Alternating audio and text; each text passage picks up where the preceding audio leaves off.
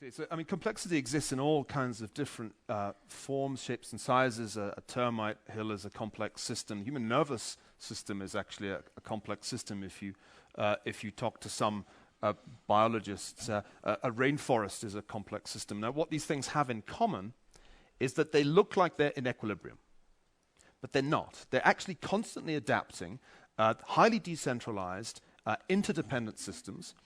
And this process of adaptation can continue for really quite a long time. And you think to yourself when you look at it, wow, that's in a wonderful equilibrium. That's how we think about the economy. That is, in fact, how economists teach economics. They talk about it in terms of equilibrium. The bad news is, folks, that in fact we inhabit a complex system that has virtually nothing to do with the neoclassical models that you were all taught in Econ 101. And that's why the economists totally failed to predict the financial crisis.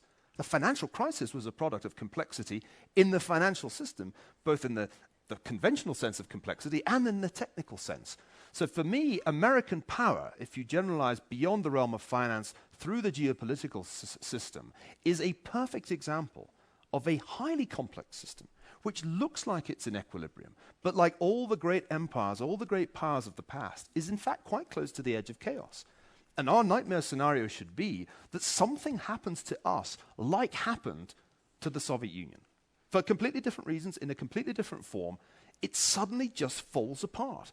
And I think that the trigger, the catalyst, if you want to switch to chaos theory, the butterfly in the tropical rainforest that flaps its wings and causes the distant thunderstorm, is probably going to be the credibility of fiscal policy. That just seems to me like the obvious place where things can turn nasty. And they turn nasty with amazing speed in that area. Well, we saw that.